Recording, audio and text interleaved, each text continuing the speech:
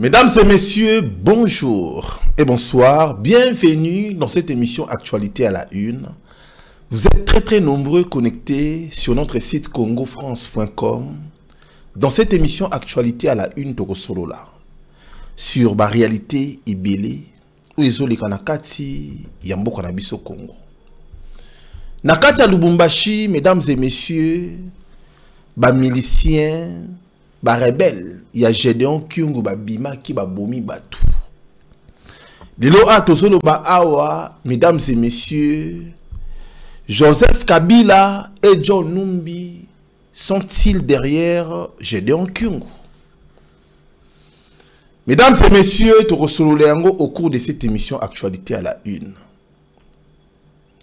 Pourquoi lelo ba komi ko manipuler ces rebelles Gédéon Kyungu pour na kotia désordre na kati ya Lubumbashi. Bande kwa Lubumbashi ba intervenir. Makambo yo, mesdames et messieurs, et ça c'est normal. Félicitations pour armée. Au cours de cette émission Actualité à la Une. La FARDC et le Binin.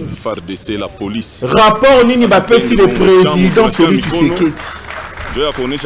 Restez branchés, connectés. Mesdames et messieurs, pour développer en na 4e émission aux Actualité à la Une. Na minute tozolo ba awa. Ces messieurs politiciens na kombo ya Bahati Lukwebo Alobi, nous sommes membres de la majorité parlementaire et nous soutenons le président Félix Antoine Tshisekedi.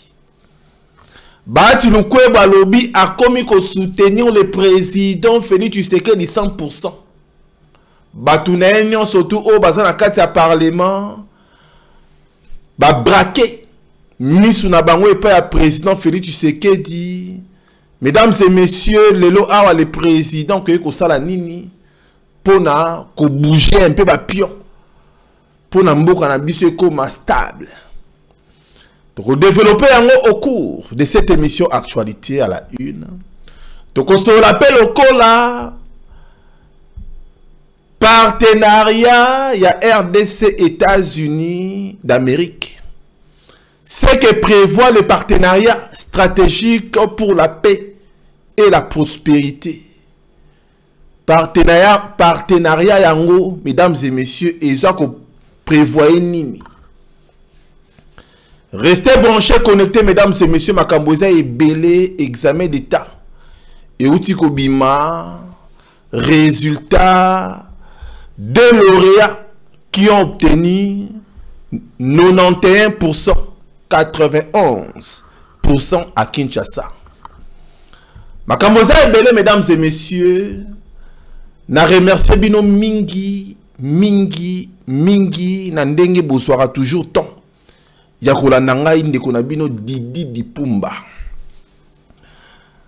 Lelo awa tozoloba, mesdames et messieurs, makambo ya mboka na biso Congo, il faut biso moko ba congolais tous à la éveiller parce que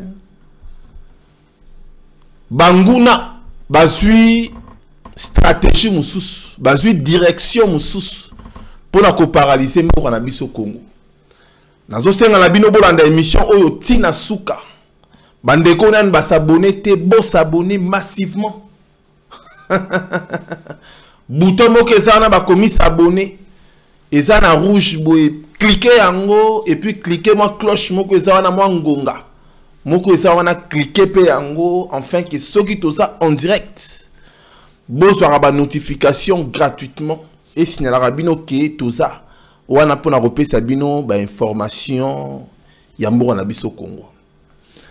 Avato banda, mesdames et messieurs,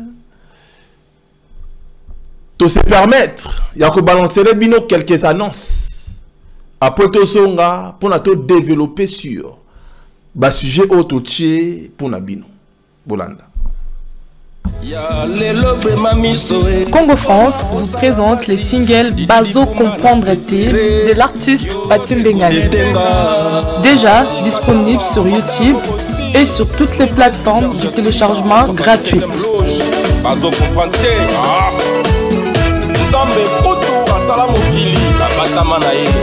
Tapez sur YouTube Bazo Comprendre T.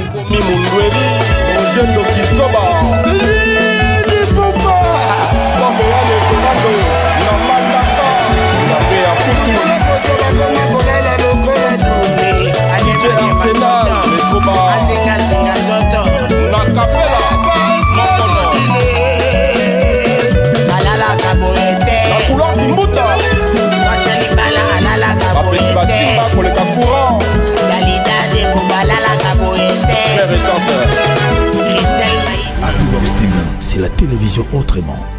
Envie de voir vos chaînes préférées du Grand Congo, africaines et autres, obtenez pour Happybox TV. Bolanda biso na Happybox TV. Ça veut dire décodeur Oyo, ils ont la chaîne nyonso tout le monde entier, surtout en Afrique. Pour na batu nyonso, pozo tuna, bolobi makambo Happybox. Nga naza musika na kuzwango wala. C'est facile comme bonjour. Ok na site na biso happybox.com. Kaka nde boboni ba komi wana. O beti na acheter box. O koti au contacter biso to vous expliquer comment nous ko sala pour ozwango et pas ba distributeur na biso baza partout dans le monde. Happybox, c'est le meilleur de tous les box. Des sports, des films, des théâtres de chez nous, avec des chaînes exclusives comme Télé Mabogi, chaînes religieuses et chrétiennes avec Happybox TV, vos chaînes préférées accessibles directement sur le smartphone et tablette. Attendez plus, achetez votre box Happybox TV à 50 € plus un. Allô? Ngaya wa santé eza misunga? Ah!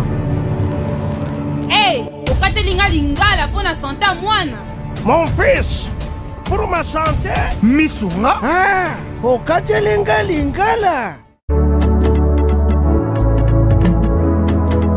Bandeko, misunga ezali kokatela mutu lingala te. Ezali mutuelle de santé. Oyo epesameli na batu nyonso. Employé to non employé, mutu nyonso oyo akoki kaka ko contribuer na mbongo mukie na fin du mois pour ete mokolo akobela misunga ezwa soin na ye na ba hôpitaux nyonso ya minene ya République démocratique du Congo. Soki maladi na yo bakoki ko traiter yango awa na Congo te, misunga akozwa charge na yo okende kozwa soin na bamboka lokola Afrique du Sud, Turquie, Suède, Russie, to kala mingi te na bamboka misusu. Soki mutu oyo misunga ezwaki charge na ye mpo na basoin, nzambe akamati molimo na ye, misunga akosokipe na mort na corbillard. Ate bandeko bazali libanda bakoki koadere bandeko na bango awa na Congo po ete bazwaka soin awa na mbongo bango bazali kofuta. Na misunga, ta santé c'est ta vie. Gratuit. Happybox TV, c'est la télévision autrement. Envie de voir vos chaînes préférées du Grand Congo, africaines et autres, obtenez pour Happybox TV. Bolanda biso na Happybox TV.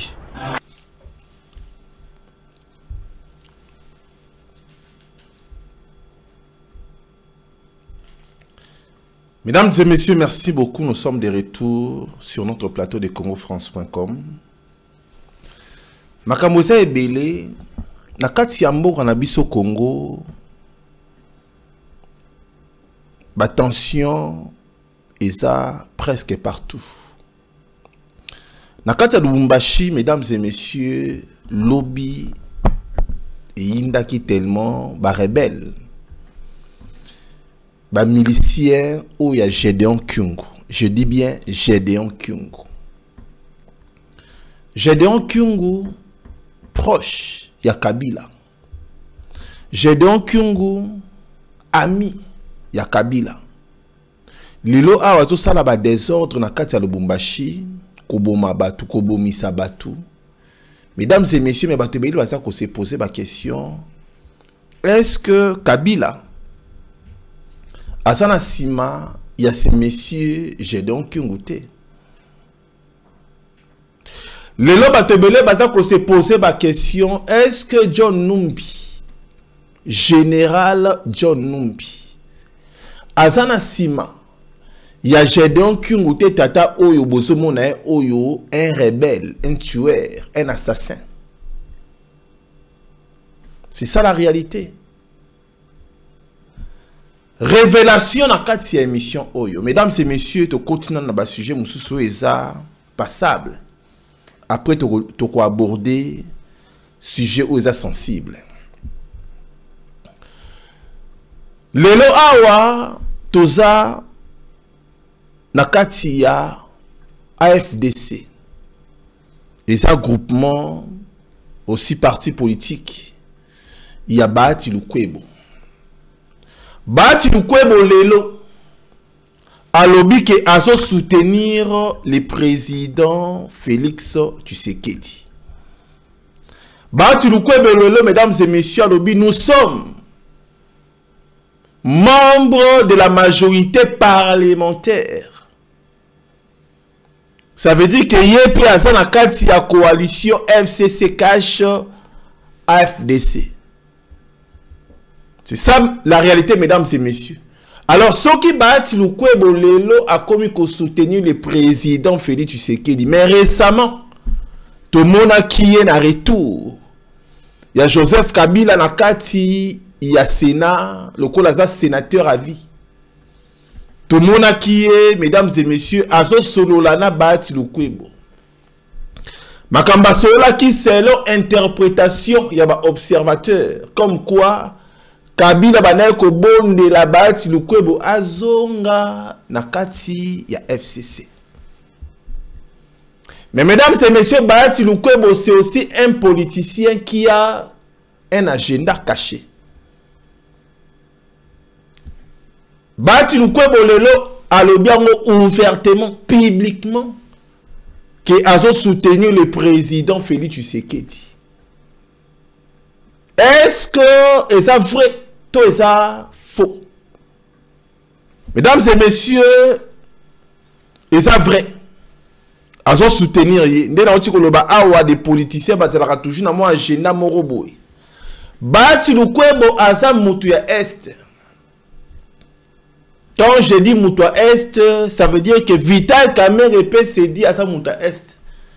Et aujourd'hui, Bahati Lukwebo ayebi ba en génie na yebi comment est-ce que kosona bandeko na biso est. Parti politique na groupement politique na eza na bato ebele na kati ya assemblée nationale. AFDC, mesdames et messieurs, les lois sont divisées. Nenen Koulou a kena na moi parti, une partie à AFDC na kati ya FCC. Mais la justice congolaise a kata déjà dossier wana. Mais il faut pas kata yango bien. C'est ça la réalité. La politique est un monde, il y a intérêt. Lelo awa tata na biso oyo Bahati Lukwebo moni ke intérêt za. Que soki bo pesi ngai AFDC na ngai nyonso tout. Bolongoli on na maboko ya Nenen Koulou. Et que ça la biso bien pour nous soutenir totalement le président Félix Tshisekedi. C'est ça, mesdames et messieurs, langage politique. Oyo Bahati Lukwebo zoloba. C'est ça la réalité. Bahati Lukwebo alobini, mesdames et messieurs, tout en la bino comprendre au moins. Le sénateur modeste Bahati Lukwebo a alors de la matinée politique organisée ce samedi à la foire internationale de Kinshasa a affirmé que son groupement Alliance des Forces démocratiques du Congo AFDC soutient le président Félix Tshisekedi. Nous, AFDC, nous sommes membres de la majorité parlementaire, c'est-à-dire nous sommes prêts des groupements politiques qui constituent la majorité parlementaire. Nous soutenons le président de la République, son Excellence Félix Antoine Tshisekedi Tshilombo, Nous soutenons également le gouvernement de la République, a-t-il déclaré Bahati Lukwebo. Mesdames et messieurs, tout continue. Par la même occasion, l'autorité morale, l'AFDC, a insisté sur les réformes électorales comme préalable à la désignation des nouveaux membres de la Commission électorale nationale indépendante. À continuer, mesdames et messieurs, Boyoka. Il a à cet effet suggéré que le nombre des membres de la centrale électorale, y compris son président, soit majorité à 26 afin de garantir la représentativité de toutes les 26 provinces de la République démocratique du Congo. Mesdames et messieurs, à continuer, à en croire, la désignation de ces membres qui doivent exclusivement de la société civile doit tenir compte des critères notamment genre et jeunesse. Mesdames et messieurs, na makambo na otiko tangela bino awa. Bahati Lukwebo balinga lobanini normalement.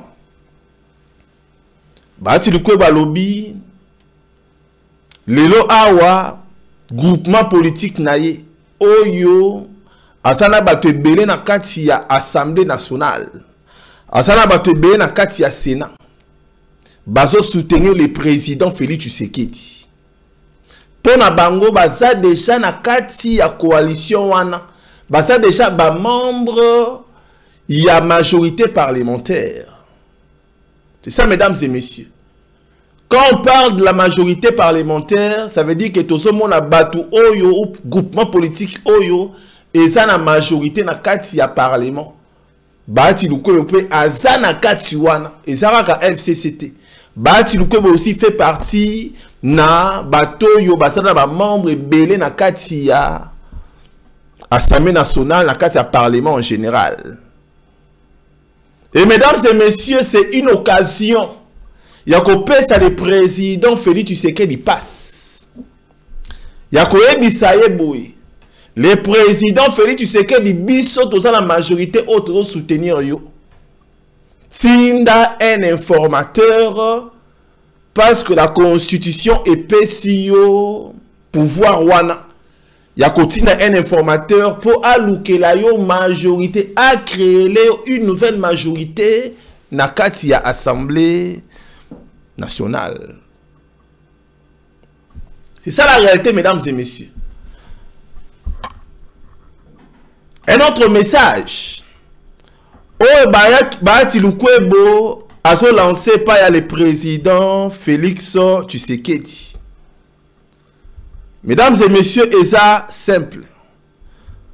Ceux qui m'ont mis un politicien a commis déjà Kolobake, tous soutenir le président wana.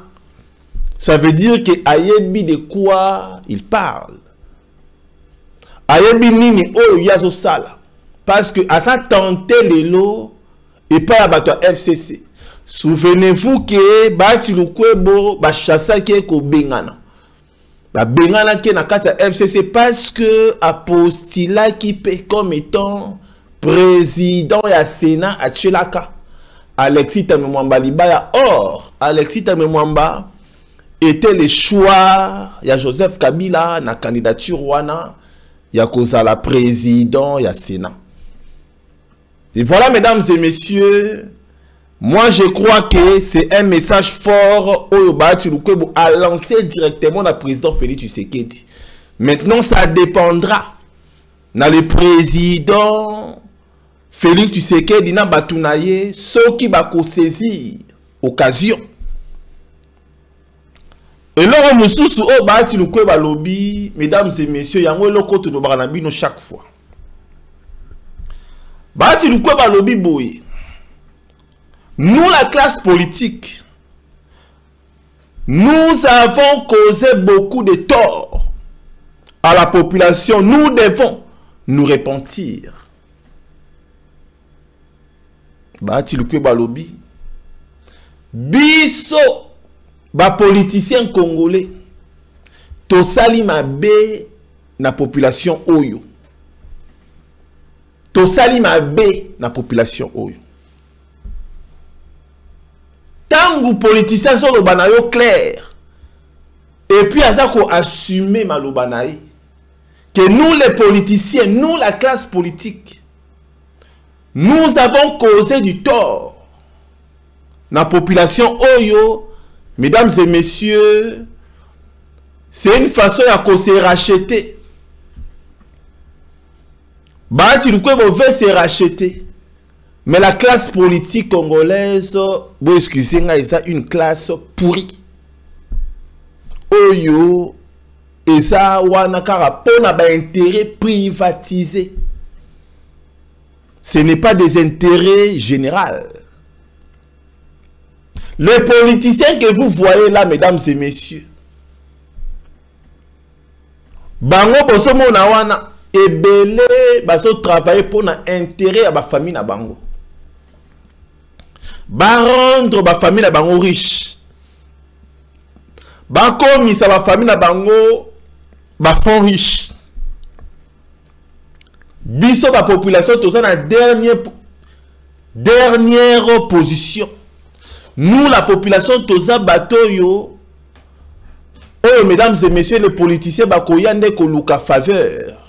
Bakoyande ko luka force. Bakoyande ko luka soutien, mais en réalité mesdames et messieurs les politiciens bazawana pona ba intérêt na bango. Tout d'abord, et ça en premier lieu, intérêt na bango moko. Kabila au pouvoir, et l'oka liboso na mutu na ye, et sa famille na ye na nebonga. Bino Tshibala au pouvoir, na mutu na ye, famille na ye na nebonga.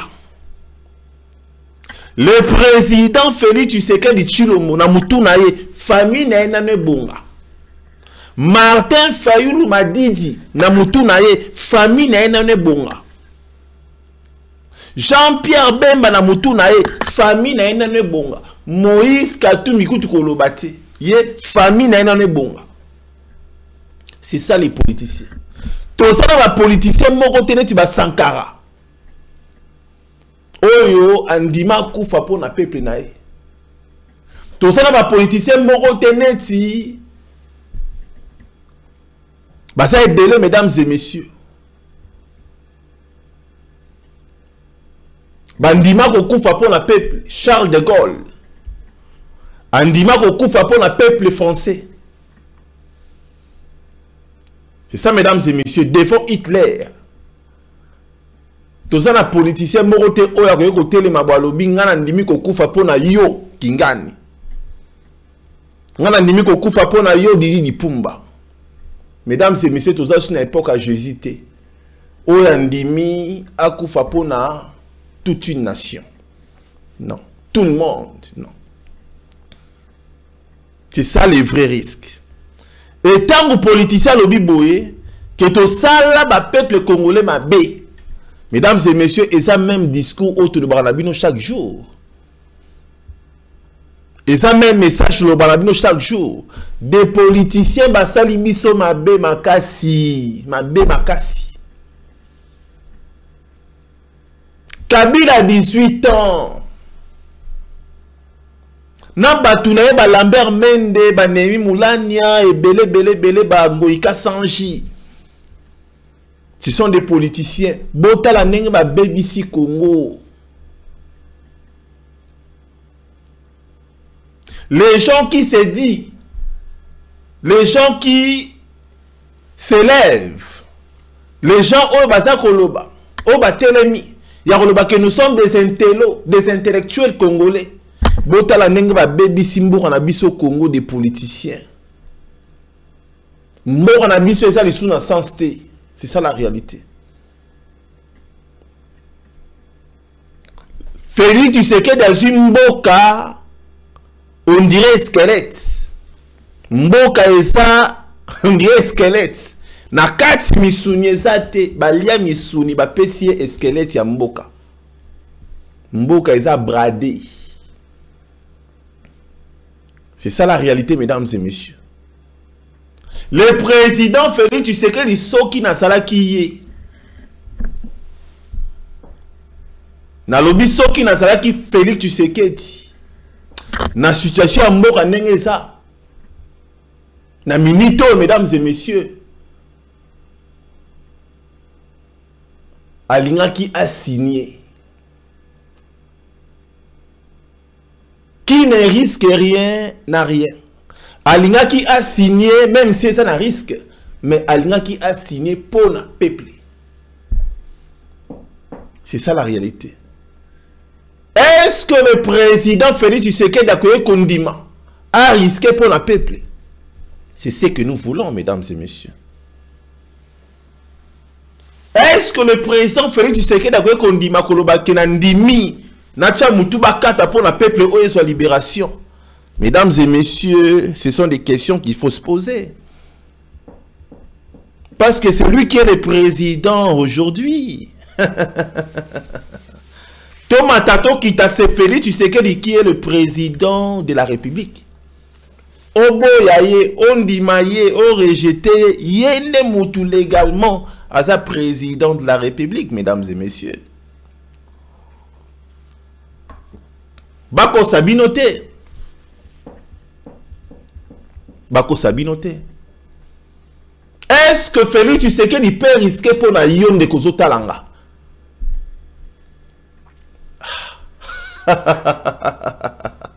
Il faut tout pressentir en gros. Mais le président Félix Tshisekedi Nakati Yabukavu, si je ne me trompe pas, Alobaki Nandimi Kokufa pour la bande konabisu à Est pour la Kimyeson à la Est. C'est la réponse. Il y a Félix Tshisekedi c'est qui a créé Kokufa pour la bande quoi Est pour la Kimyeekota. Soke Zabongo, c'est une personne à encourager. Qui ne risque rien n'a rien. C'est ça la réalité. Alors, tout ce qu'on a bâti le Kwebo, c'est que le Kwebo a dit dans son discours. Mesdames et messieurs, ils ont signifié, ils ont la kisake. Le président Félix Tshisekedi, pour se sauver aussi, il faut atteindre un informateur à la majorité fabriquée au Ezanakati, il y a parlement. Ce qui a pensé en côté, à continuer kolela jusqu'à ce que 2023 et koko milaye a un discours au PSAT. C'est ça la réalité, mesdames et messieurs.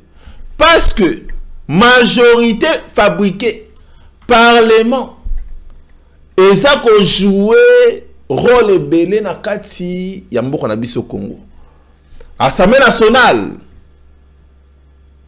Sénat, ce sont des institutions ya mboka. Bakoye ko jouer pour la sécurité na biso ba Congolais. N'appelle ça un exemple. Aujourd'hui, tout ça dans ce qu'on appelle insécurité na kati ya Est. Les États-Unis ont signé un partenariat na RDC. Quand on parle des États-Unis, les États-Unis, c'est une grande puissance. L'Amérique. Les États-Unis d'Amérique, c'est une très très grande puissance. La même première puissance mondiale, les États-Unis d'Amérique. Deuxième puissance mondiale, c'est la Chine. Troisième puissance mondiale, soit Russie ou bien France ou Allemagne. Voilà, mesdames et messieurs, et signé partenariat Moko na États-Unis d'Amérique, mesdames et messieurs, et ça, Kouanga na Makaya Bouté. États-Unis d'Amérique, une grande puissance endima, pour soutenir Bino. Et ça, mesdames et messieurs, ils sont favorables. Et ça, et le Komoko Malam. États-Unis d'Amérique, pour la etinda, ba militaire, baya, na ba matériel, na ba bibundel na bango, na ba drone, na ba arme lourde. Pour na eya kosilisa est pour eboma boma mo ba rebelle mike mike ezo senga nango désenté. Lelo atosolo ba awa mesdames et messieurs ezo senga accord, acceptation ya Assemblée nationale. Pour na une armée étrangère et longwa place ezali eya kosala musala na yango na kati ya mboka na biso Congo, il faut Assemblée nationale ba valider yango. Il faut Janine Mabunda aloba oui, Assemblée nationale est validée yango. C'est ça la réalité, mesdames et messieurs. Tant que l'Assemblée nationale est bloquée, qu'une armée étrangère est à Congo pour renforcer FARDC, mesdames et messieurs, tu continueras à couler la bande de Gonabissu à Est. Vous voyez bien côté. C'est ça la réalité. Et le lot qui est le patron, il y a Assemblée nationale, c'est Kabila. Mesdames et messieurs, c'est Kabila. C'est Kabila qui dit. C'est Kabila qui décide.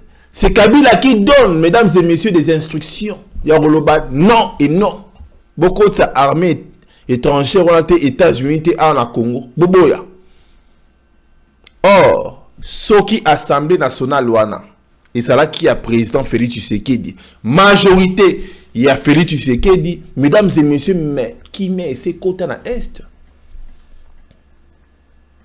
Tant que l'Assemblée nationale douana, Félix Tshisekedi a dirigé un côté, Moutazo dirigé l'homme de Kingakati, mesdames et messieurs, Kimia et Kokota Te, Bondi Melanga.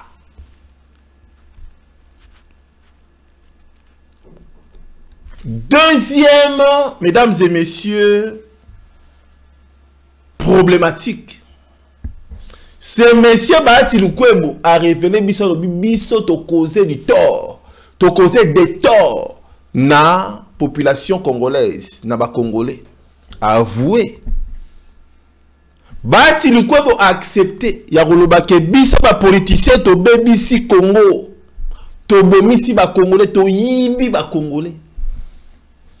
Soyons clairs, mesdames et messieurs. Tanga lobi boy, c'est Bahati Lukwebo. Yé au moins lobby vérité. Yé au moins lobby vérité. Mais ba politicien nous sous ba royebi sabinote ki biso ba tozo boma Congo.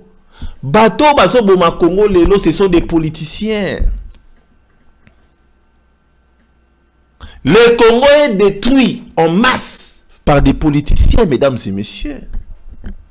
Congo est koufi par politiciens congolais. Boke nabino gauche droite te. Congo est comme un squelette. Les politiciens congolais vont rendre Congo terre à terre. Et ça, ngana yote. Moi et vous, nous sommes une population. Une population et c'est une sécurité. Et c'est une élia bien. Et c'est une éducation bien. Et c'est une bana base à la bien nourrie. Les parents vont foutre tranquillement. C'est ça. Les demandes, il y a population. Bateau babomi mboko na biso, mesdames et messieurs, et ça ba politicien. Et ça ba politicien. Bolongwa derrière les politiciens. Bolongwa derrière les politiciens. Ba ça ba tumabe. Bahati Lukwebo va avouer en lobby, il faut tout se repentir, il faut tout là.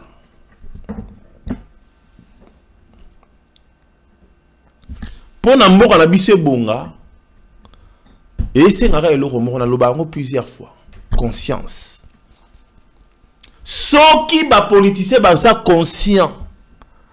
Ba lobby non, oui ça mboka na biso, biso to roleka, ba na biso ba rotika là. Nous devons faire en sorte que Mboka Oyo ezala debout. Ils vont le faire et le Congo sera debout. C'est ça, mesdames et messieurs.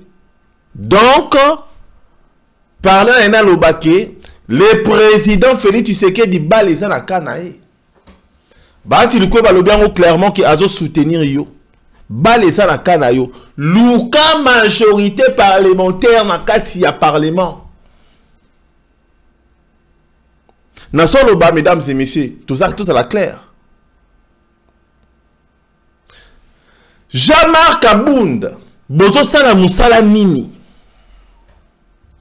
Augustin Kabouya, Ozo Sala Moussala Nini. Baproche à le président Félix Tshisekedi, Bozo Sala Moussala Nini. Est-ce que vous pouvez coopérer? Vous pouvez contacter? Vous pouvez proposer? Batouba rejoindre Bino? Politicien, ça n'est moi, c'est Ndumba. Vous excusez moi, maman ou basay la rango. Vous excusez moi, c'est un terme.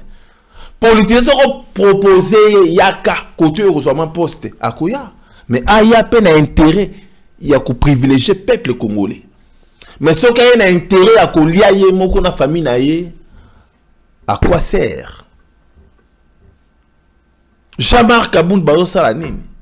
Et ça moussala oyo bakoye ko kene ko convaincre avant que Félix Tshisekedi atine un informateur. C'est le moment le président Félix Tshisekedi a retenu un informateur. Bati le kwe boye wana lobi oui. Ba parti politique, ba groupement politique nous sous bangwana basa prêt. Soki osali yango te bandeko ba continuer ko kufa parce que moyen une armée étrangère ba ya ko intervenir na kati ya est ko zala te, moyen ba américain ba ya ko intervenir na kati ya Congo ko zala te, moyen ba matériaux bibundeli ba bombe ba crimogène ba drone biloko ebele oyo ekoki ko boma na libe ko boma bateau yo moi ba milicien moi ba rebelle mike basa na est na Bukavu na Ituri et consort. C'est ça la réalité. Et il faut qu'on se le dise. Pourquoi Assemblée nationale et ça koboya ko signer entrer par exemple il y a armée américaine parce que tout le bayango tout c'est la clair. Batu belé basa na kati ya FCC et ça bangonde bazo ko soutenir ba groupe rebelle. Batu belé basa na kati ya gouvernement ya mboka na biso Congo et ça bangonde mesdames et messieurs basa ko soutenir ba rebelle pour ba sala ba terreur. Batu belé basa na kati ya PPRD bangonde bazo soutenir ba rebelle et belé, mesdames et messieurs. Lelo awa nakati ya Lubumbashi.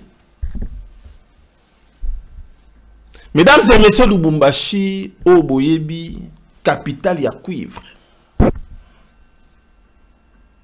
Lelo a tozolo ba awa mobulu ya rosaranate na kati ya Lubumbashi. Mais bomi tuna. Ces messieurs, on a combo ya Félix Numbi, Félix Kabange Numbi, ces messieurs. Alors qui Lubumbashi et ça est pas ya Kabila. Lubumbashi et ça ndako Kabila. Ces messieurs aloba kiango. Mais comment bango moko baso tcha sous désordre et pas ya ndako na bango. Donc ndako Kabila c'est ka bomara e. Ndako Kabila c'est que ba o baza kuna na Congo baza ba nyama na Lubumbashi baza ba nyama mobulu wana o esa na kati ya Lubumbashi bandeko baza na Lubumbashi na epsa rabino toujours bateau baso boma bino ce sont des bateaux yo bopesa mitema o bozo soutenir. C'est monsieur Gédéon Kyungu asa nani Gédéon Kyungu. Gédéon Kyungu azali collaborateur ya Kabila depuis 1999. Basala Kabila makambo belé, mesdames et messieurs. Nabi depuis 1999. Nani Gédéon Kyungu. Gédéon Kyungu abomaki batu na kati ya Katanga na batu na o baso benga bakata Katanga. Gédéon Kyungu batiaki na moi résidence surveillée. Après 2 jours, 3 jours, aeko soutenir Kabila. À l'époque, Kabila était encore président ya Congo. Bosomona yewana Botala Polo Alati ya Kabila.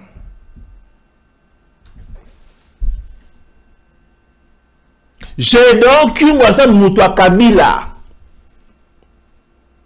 Le nom j'ai donc eu, mesdames et messieurs, à ça soutenu par Kabila.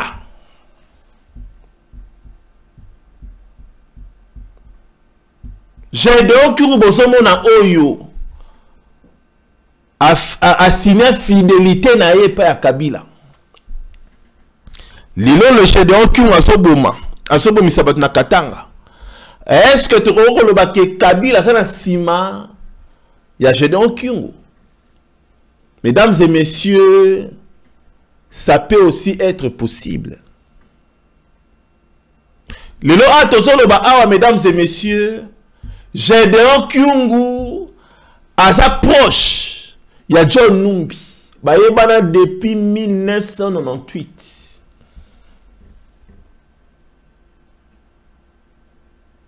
Est-ce que John Numbi est derrière Gédéon Kyungu tata oyo? Alati chapeau ba komana effigie à Kabila na elonga Kabila yewana. Est-ce que tata oyo John Numbi a sana simanae pour a créer terreur, a créé trouble, tension dans kata Lubumbashi bandeko na kufa? Mesdames et messieurs, c'est possible. C'est possible.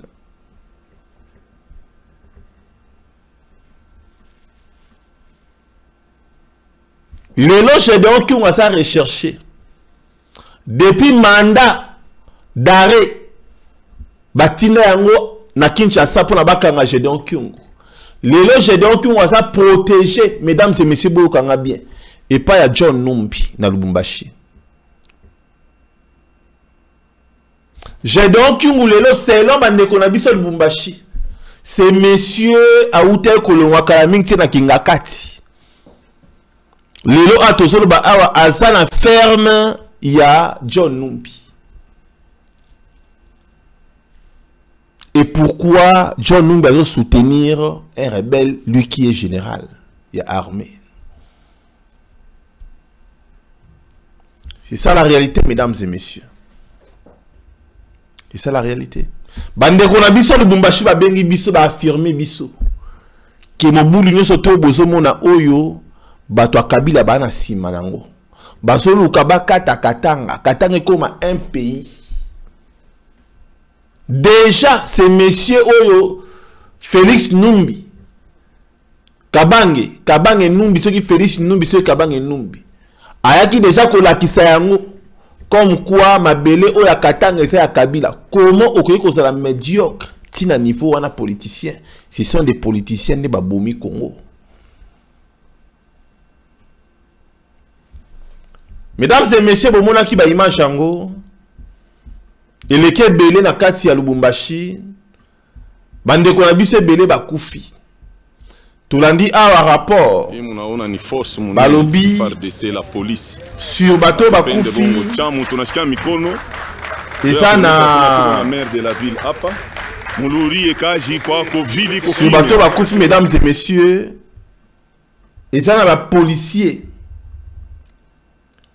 Alors, selon bilan provisoire, 19 personnes bakoufi, à savoir 16 miliciens, miliciens rebelles Oyo, 16 personnes miliciens bakoufi, na 3 membres ya Fox public,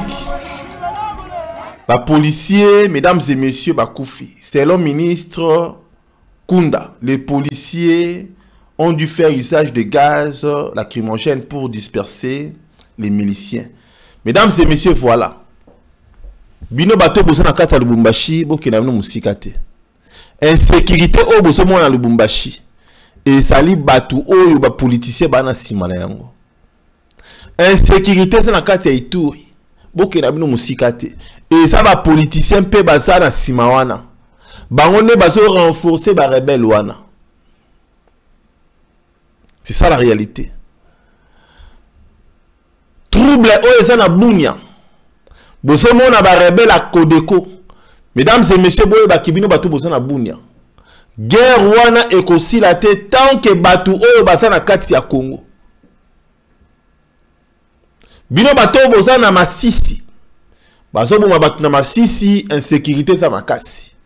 Bato baso boma batu na Masisi, oyo bato soutenir batueri wana eza bato oyo bo soutenaka. Bato boso benga ba Rambo, boso benga bango ba commando, bango wana nde bazo soutenir des rebelles. Pourquoi bazo soutenir des rebelles wana? Et ça pona ba distraire Félix Tshisekedi à travailler bien té. Et ça pona ba rendre mandat à Félix Tshisekedi c'est la mandat moko inutile. Et ça pona ba zoua mandat à Félix Tshisekedi c'est la mandat moko critiquer. Mandat moko tinate oyo ekobimisa Félix Tshisekedi UDPS Bobunda 32 ans na mai. C'est ça leur stratégie. Stratégie na bango esali ya ko créer tension na étendue nyon surtout ya mboko na biso Congo afin que le président Félix Tshisekedi moyen à réaliser projet na ye esate. Bato bazo sala yango na lobaki yango avant-hier. Isa bato Félix Tshisekedi a signé na bango coalition. A signé na bango accord ya coalition pour na ba vivre ensemble, ba travailler ensemble na mboka oyo ezali tilelo kobeba. Ba lesa na kan ya Félix Tshisekedi. Mesdames et messieurs, ba lesa na kan ya président Félix Tshisekedi. Batu wana bakolinga jamais kotika nguba, soso, lipa. Ba or, ba diamant oyo ba eza na munoko na bango ba kolinga jamais kotika yango. Ba neti ba mbwa. Mbwa soka simi mokuwa, ata obeni mokuwa wana kotika te. Soka ko forcer à resoyo. C'est ça la réalité. Donc mesdames et messieurs, le président Félix Tshisekedi bale ça na kanaye. Bale ça na kanaye mesdames et messieurs. Mutu lokola John Numbi. Boso mona John Numbi yeyo. John Numbi a vendu ensemble na Laurent Kunda. Bon moi na sima ya John Numbi. Et ça na tata wana Bosco Tanganya. Un Rwandais oyo lelo sa na kata CPI. John Numbi oyo ayebi makambo ebele mesdames et messieurs. Ayebi ninga ko déstabiliser Congo. Nyonso wana pona mandat ya Félix Tshisekedi simbate. C'est ça les politiciens. C'est ça les politiciens. Basako manipuler armée. Basako manipuler des Congolais pour na ba mboka na bango. Pour na ba peuple congolais bana Congo ba vivre bien té. Na intérêt ya ba étranger, na intérêt ya ba individu. C'est ça mesdames et messieurs le vrai problème. Okomona muta mayele. Maman mayele azotanga français kitoko. Azolo bakitoko mais asa au service il y a des individus. Nesi maman na biso oyo maman moko mayele mais asa na service il y a un individu oyo azali ko buma Congo. C'est ça la réalité. Les politiciens au bosomo na kati ya Assemblée nationale oyo et belé baza awa ce sont des na koyeko loba bana bitinda. Bosomo na bango na ba cravate et belé basawana bana bitinda. Nana zotinda bango autorité morale. Souci na bango esa ya kobebisa mboka. Mboke beba. Bosomo na bango basolo ba français kitoko.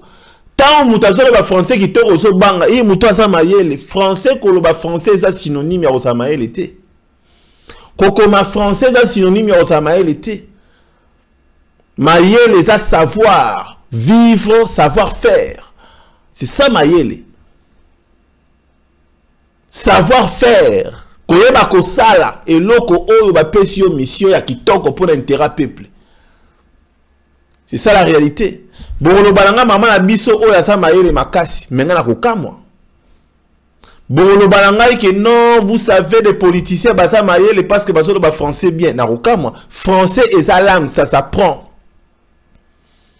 Bon, on a complexe d'infériorité. Bato ba bozo boma Congo, ce sont des politiciens. Voilà, mesdames et messieurs, dossier yango. Alors, tu continues à dossier Moussoussou, ou les autres Moussabatuti lelo. Partenariat gagnant-gagnant entre la RDC et les États-Unis d'Amérique.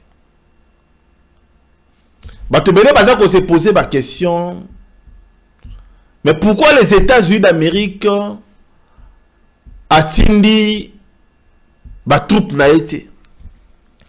Pourquoi les États-Unis d'Amérique tilelo atindi mindu kité atindi batouté ba militaire américain baya na Congo na est basilisa guerre bango basa ba spécialiste?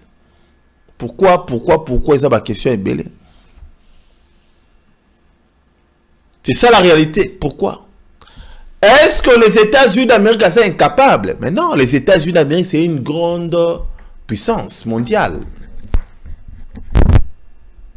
Mais pourquoi les États-Unis sont incapables de l'élo?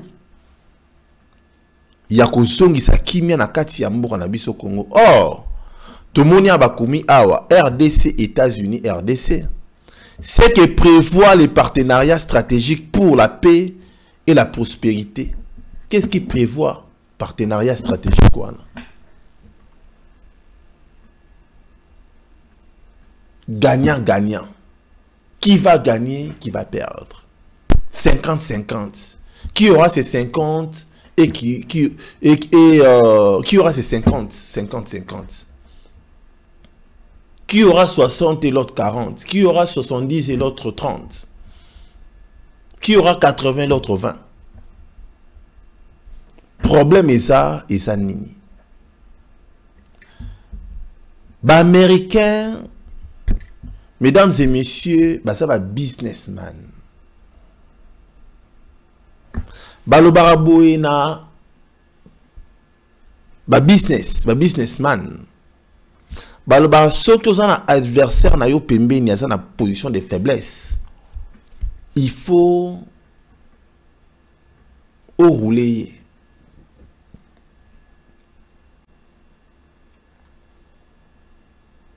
Les États-Unis d'Amérique, le Congo, ils sont en position de faiblesse.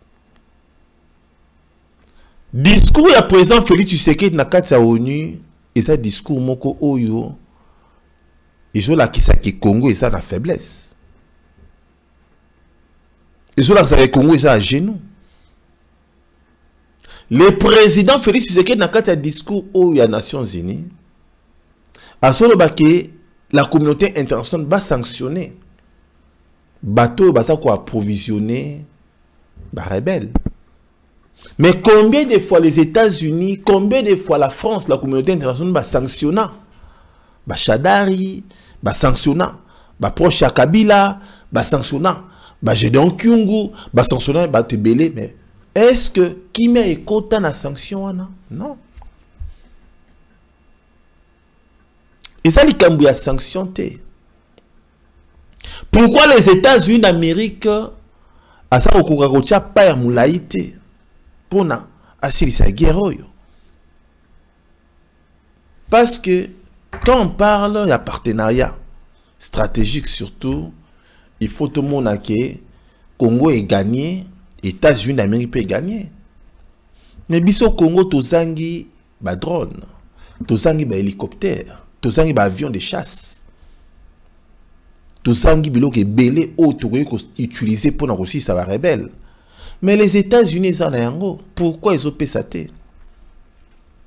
Mesdames et messieurs, intérêt, il y a 50% ils ont qui. C'est l'information dans suite. Les États-Unis balingi balia et belé. Kabila en a coupé ça et belé. Kabila zo pesa ebele. Kabila zo pesa 70%, 80% na communauté internationale. Tu sais que derrière, Azopé ça 50%. Mesdames et messieurs, est-ce que vous croyez que Baroti que la Tshisekedi dit à la kimia? Non.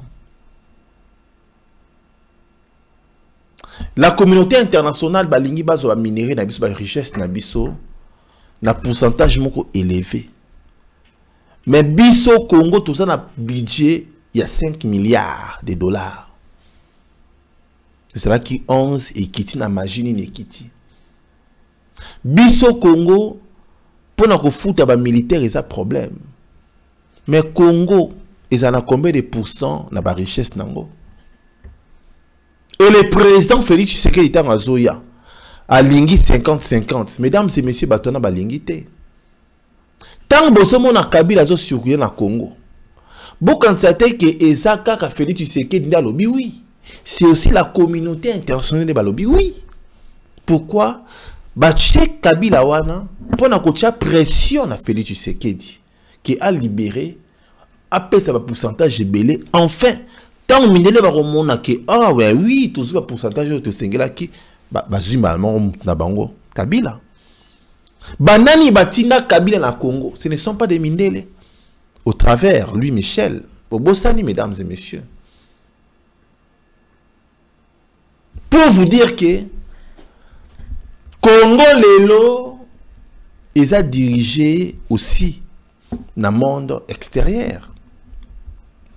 Pour vous dire les décisions surtout oyo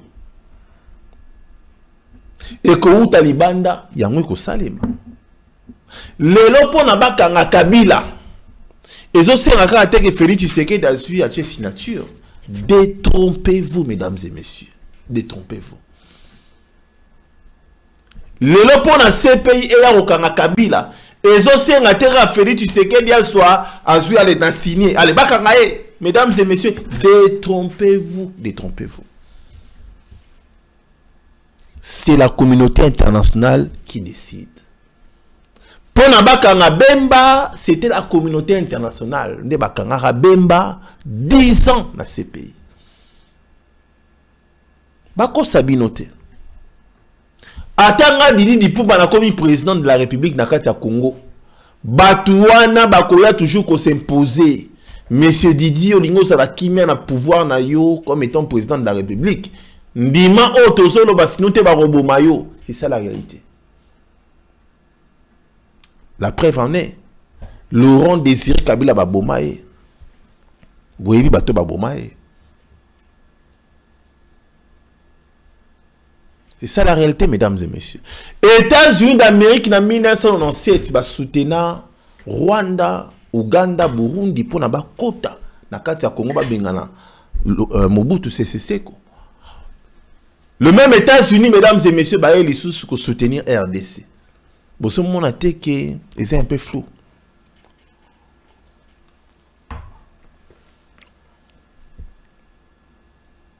Ceux qui décident à l'extérieur du pays, de Yangonde et Zouamaka na kati ya Congo. Kabila bozomona azo tambola tambola wana. Mesdames et messieurs, Félix Tshisekedi soka lobby que États-Unis d'Amérique, communauté internationale, a payé 90% de la richesse ya Congo. Pour naboka na Kabila, toro sepela. Mais ça n'est pas beaucoup de ressources na Kibuumbu. 90% ya ba richesse na bino et qui na bamboka misos na bino mo bozo gagner 10%. Na 10% on a bofuta ba enseignant ndenge nini. Na 10% na bofuta ba militaire ndenge nini. C'est ça et loko peso bloquer le président Félix Tshisekedi. Kotoyo Kabila a la majorité fabriquée. Kotoyo la communauté internationale bazo tia pression ata yo komaki président de la République. Kolobate qui na reçoit maman na signature bakayen Kabila. Non, c'est la communauté internationale qui décide. Mesdames et messieurs, pour les États-Unis et à Kabila, et c'est en combien de minutes? Vous répondez là.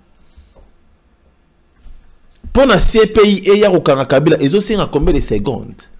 Rien du tout. C'est tic au tac. Pour la ligne basse, intérêt.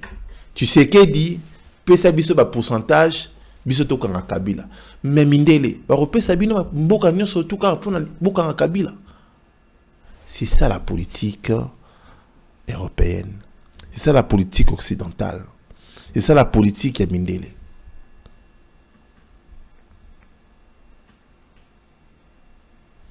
Donc, en vrai, partenariat stratégique entre la RDC na États-Unis d'Amérique, mesdames et messieurs, et ce prévoyait ba intérêt.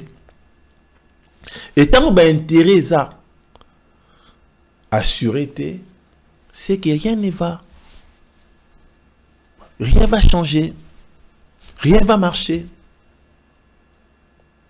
Jusqu'à ce que le président Félix Tshisekedi Amoloba nandimi ko pesa bino Congo mobimba aleboya boromona ba militaire baroya Kabila kei, mais ce n'est pas ça le vrai problème.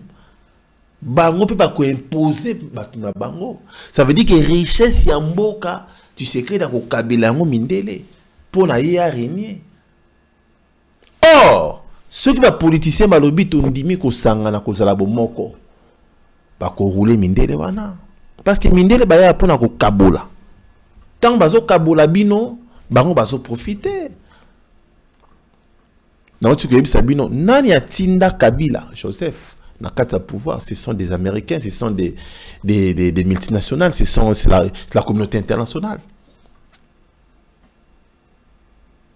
Mutuna bango, ba soutenae. Pona bakangae, ezo senga na ba seconde. Yangwana cher Congolais boye bayango. Politique ou eza na Congo lelo, et sa politique ou ils ont bêta malibanda. Ata Fayoulou azala qui est président de la République. Détrompez-vous. Qui a signé pour Kanga Kabila.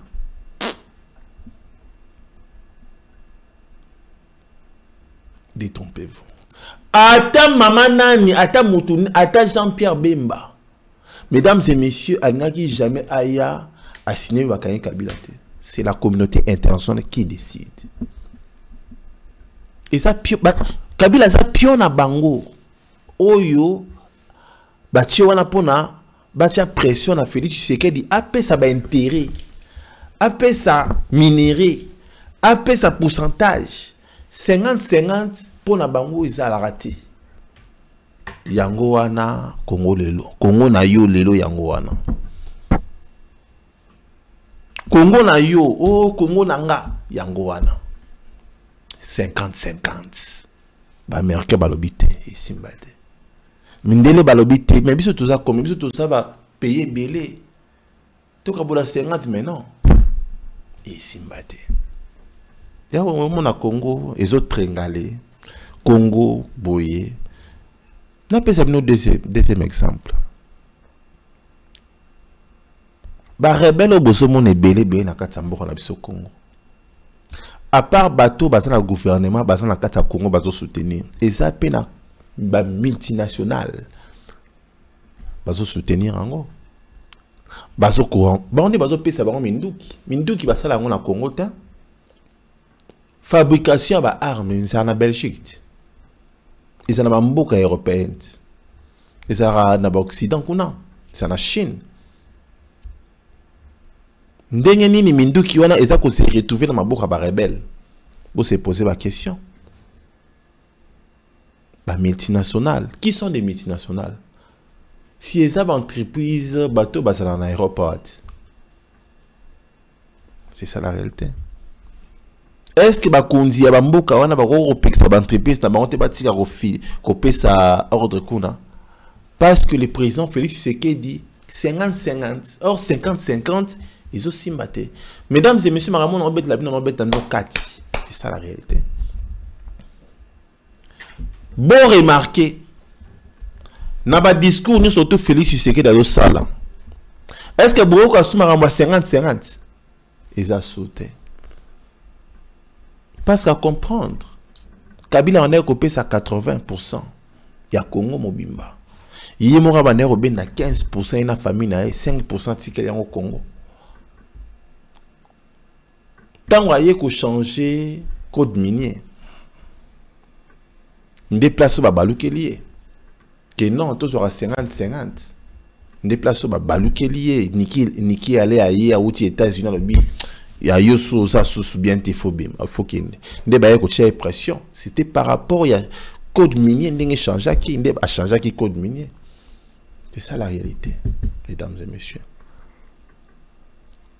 Donc, ce qu'il faut savoir, et ça, nos politiciens, Bazobo Mabiso, la communauté internationale, Balingi, pourcentage élevé, Félix Tshisekedi, Aza, ou soit à PC pourcentage belé, va récupérer Moutna Bango Kabila, va retirer sécurité pendant quelques temps, mais Félix Tshisekedi à s'attendre que Congo au combat grande puissance. Parce que le pourcentage dans le pays étranger, moyen pays nabino et survivre aux alatés parce que charge ça makasi. C'est ça la réalité, mesdames et messieurs. Est-ce que le président Félix Tshisekedi va s'en sortir? Tout est possible à celui qui croit. Maintenant, tu connais Sabino, athèse là qui n'a dit Pumba, Balneka va imposer ngai. Athèse là qui Fayulu, Bemba Mosito, Batunio Stuana, Balneka toujours va imposer Bango. Quant aux Congolais, il y a Rofandi Samuel na Bango Kimia, il y a Rosangana. Ndi ya wana correction. Non, tu connais Sabino, mode. Il y a ba businessman. So qui business azadi bosonayo. Azomo na ko za faible à reprofiter. C'est ça. Le Congo aujourd'hui est faible. Et le coup les a faibles. Il y a un bosomona na kati ya Lubumbashi. Masasi bosomona kuna na est. Masasi bosomona par-ci par-là. Masasi bosomona tension eza. C'est ça la réalité. Déjà ba Congolais ba moko bazana unité té na on te peut savoir un exemple. Il y a l'Assemblée nationale. L'Assemblée nationale qui est dirigée par Kabila. Or, Kabila, s'il était un vrai Congolais, oui, nous voulons la paix, tout ça, Kimia. Pourquoi il ne veut pas contribuer à remettre Kimia dans Katia Mboka? Parce qu'il y a des questions qui Félix Tshisekedi a changé Congo, à Bongishi Congo, il y a aussi Kaye. Bon, le Bakima, il y a 18 ans, on sali, il y a reçu, il y a reçu, il y a 2 ans. Bon, c'est Kaye. C'est ça l'homme politicien congolais. Aroluka toujours à Tchakal, na Félix Tshisekedi. Pona, ba sekae, pona ba le bake Kabila zonga, ya ko si sa mission. Et puis tant ya ko zonga, mais akuyande vraiment ko Kabola Congo bien. Mesdames et messieurs, c'est ça la réalité. Il faut boye ba yango pe. Naza ko insister le romoko, chers Congolais. Ozala Katange, ozala Mutakasai, ozala Kinoa, ozala Mutabandundu, ozala nini. Congo ezaraka Congo, mama Congo aza Congolais. Congo eza yango de famille Congo. Alors, soki olingi Congo, oroluka division. Soko lingi Congo, non, soko lingi Congo te. Voilà, pour excuser, oroluka division. Soko lingi Congo te. Oroluka Congo eza na malheur. Soko lingi Congo te. Oroluka Congo eza na distraction. Mais soko lingi Congo, oko passer message moko surtout à unité. Bon t'as la émission dans les belé, dans le bar toujours unité parce que je sais les pourquoi. Bah le bar en français diviser pour mieux régner. Tant que vous êtes divisé, bango on a bien bako régner. Et aujourd'hui bango on a bien bako régner parce que nous sommes divisés. Ils nous ont divisés. Bango de le bako mi ba chinarambo. C'est ça la réalité, mesdames et messieurs. Chers Congolais, osa maman, osa papa, osa politicien, osa landanga, zwa makanisi na yo, tala sima zonga moto.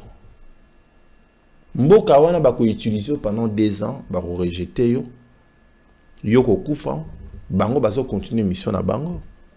Nous les Congolais, nous sommes tellement utilisés, nous sommes tellement distraits, nous sommes tellement divisés. Yangwana bomoni Congo ezo bongate. C'est ça la réalité. Pour Congo bonga, il faut unité zala. je l'ai dit toujours dans l'émission nangai. Na moni maman moko la benga lobi me dit di pumba tika ko lobaki no fa loba sangana na Tshisekedi. Quand je dis fa loba sangana Tshisekedi, ce n'est pas ko sangana ko la landa ko moko ko la mbetu moko. Quand je dis que Fayulu sangana na bandeko na yo Tshisekedi na batu pour unité zala. Bango ce sont des leaders politiques. Basana batu na sima na bango. Ceux qui balakisi exemple que nous sommes unis pour un Congo uni. Congo Robonga. Ceux qui bemba lobby, nous sommes ensemble. Mozito lobby, nous sommes ensemble. Moïse Katoumi, nous sommes ensemble. Même Kabila Sora lobby, nous sommes ensemble pour na Congo et Mata. Congo Mata, mesdames et messieurs. Ils sont matatés pour Nanini parce que ils sont divisés. C'est ça la réalité, mesdames et messieurs. Alors, quand je l'ai dit, Nansolo Bayango en guise de cause, je sais pourquoi Nansolo Bayango. Donc, en réalité, mesdames et messieurs, Mbora biso yango wana. Na remercie bino mingi ndeko moro azo signaler biso awa. Avant de passer message à ndeko, tomo na kati ya Kinshasa examen d'état et salimi. Na moni deux personnes, des étudiants, des élèves. 91%. C'est très bien. Au Congo, il y a aussi des personnes, des gens qui sont intelligents. 91%. Ils sont belés. C'est ça, mesdames et messieurs. Nous sommes intelligents. Mais nous n'avons pas la volonté pour nous rebondir au Congo. C'est ça, la réalité, mesdames et messieurs. Donc, dès qu'on a passé message, anniversaire naïe, à l'objet di Pumba, Pesangata Mbote, souhaiter un bon anniversaire. Dès qu'on a souhaité un bon anniversaire, dès qu'on a eu Mukaba cuivre. Mukaba cuivré. Peut-être que c'est bien à cuivre, bien cuivré. Mukaba cuivré, Azana 0049. Allemagne, si je ne me trompe pas. La Pession Mbote de Olangai, merci beaucoup. Et puis, Nande Konabiso ya Tchango. Donc, déjà, problème on est à régler. Problème naïe oyo bakanga qui live naïe déjà est à régler. Donc, tout ça qui t'a rediscuté naïe na ba message. Na oka pas le baki na émission n'est pas lobby pour na jai pété un robot à moi lisso. Il a dit pareil dans ton intérêt, rancune, ça sert à rien. Moi personnellement, il servi en réalité. Alors voilà, restons unis. Restons unis pour l'intérêt en Boka. Donc, ça m'a la pambola bino. Tout le temps, on a émission Koya. Merci beaucoup. Abonnez-vous surtout massivement. Partagez nos vidéos. Bon likez. Bon tchaba j'aime moi. J'aime moi et ça la j'aime moi et ça la bien. Bon likez ça la bien. Et bon s'abonner aussi hein, parce que ce beau s'abonner qui n'a bon aussi. Zambalola Apambola Bino. Merci beaucoup. Au revoir.